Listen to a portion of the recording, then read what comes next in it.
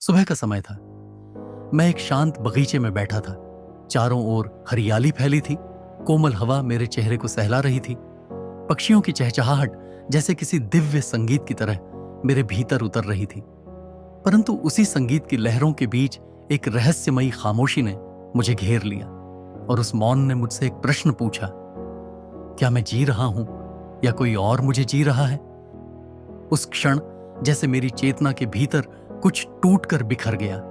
कोई अदृश्य कंपन मेरे अस्तित्व में उतर आया और वह प्रश्न केवल शब्द नहीं थे, वह एक झंकार बन गए जिसने पूरे दिन मेरे भीतर की दीवारों से टकराकर प्रतिध्वनि पैदा की।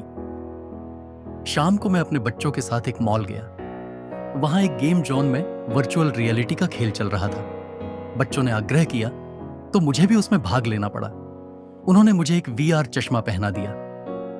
जैसे ही मैंने वह चश्मा पहना, मैं किसी और ही दुनिया में पहुंच गया। वहां मैं दौड़ रहा था, कूद रहा था, तैर रहा था और दुश्मनों से लड़ रहा था। सब कुछ इतना यथार्थ लगा जैसे यही मेरा असली जीवन हो।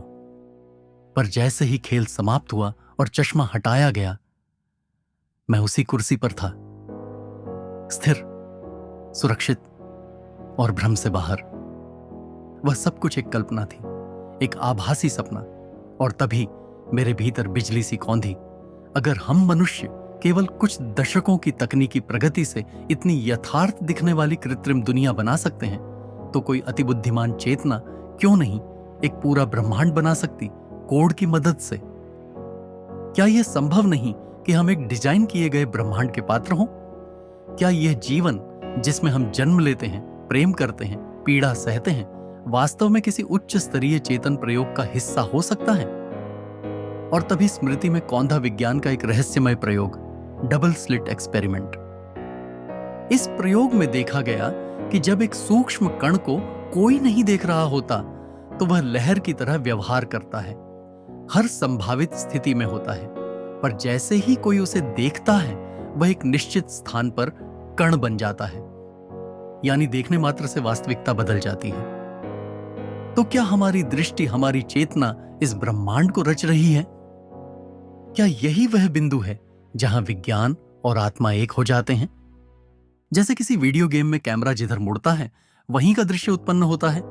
तो क्या यह दुनिया भी वैसी ही है जो हमारी दृष्टि के अनुसार प्रकट होती है? अब मैं सोचने लगा, जैसे किसी प्रोग्रामिंग भाषा में कोड लिखा जाता है, ग्रेविटी 9.8, वैसे ही क्या ब्रह्मांड के मूल नियम भी किसी कोड से सेट किए गए हैं? गुरुत्वाकर्षण जो हमें पृथ्वी से बांध कर रखता है, आकाश गंगाओं को जोड़े रखता है, वह हमेशा 9.8 मीटर प्रति सेकंड स्क्वायर ही क्यों रहता है? क्यों वह एक दिन अचानक 5 या 15 नहीं हो जाता? क्या यह उसका स्वभाव है या कोई नियत आदेश जो ब्रह्मांड की फाइलों में प्रोग्राम्ड है? और प्रकाश की गति लगभग 3 लाख किलोमीटर प्रति सेकंड हमेशा उतनी ही क्यों रहती है?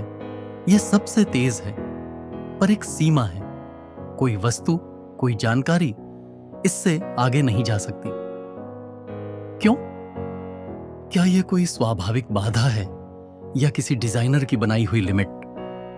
जिस तरह एक वीडियो गेम के निर्माता तय करता है कि पात्र कितनी ऊंचाई तक कूद सकते हैं, कितनी तेज दौड़ सकते हैं, क्या वैसे ही किसी कॉस्मिक कोडर ने तय किया है कि गुरुत्वाकर्षण 9.8 रहेगा और प्रकाश की गति उससे आगे नहीं जाएगी? यहां से एक और रहस्य खुलता है, प्लैंक लंबाई और प्लैंक समय। विज्ञान कहता है कि इससे नीचे कुछ नहीं होता, यानी यह ब्रह्मांड पिक्सेल्स की तरह बना है।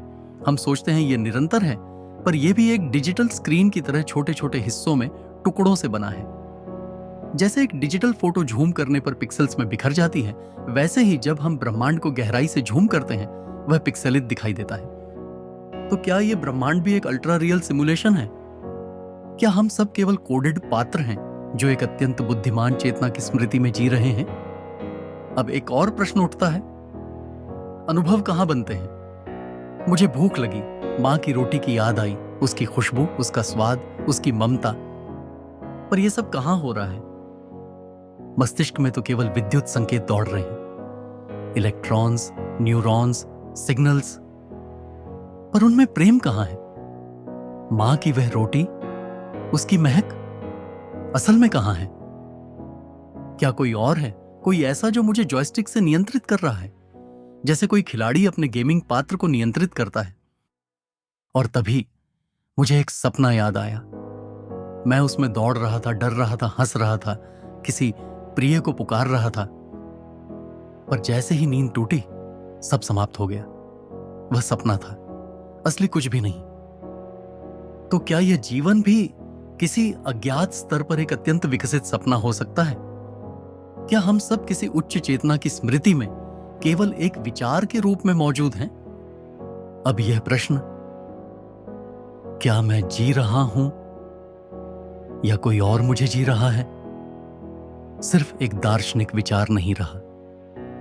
यह एक मंत्र बन गया है जो मेरी हर सांस के साथ धड़क रहा है।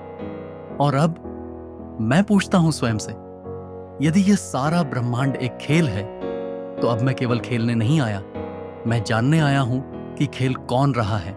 और जब मैं उस खिलाड़ी को जान लूंगा, तब शायद मैं पहली बार सचमुच जीना शुरू करूंगा।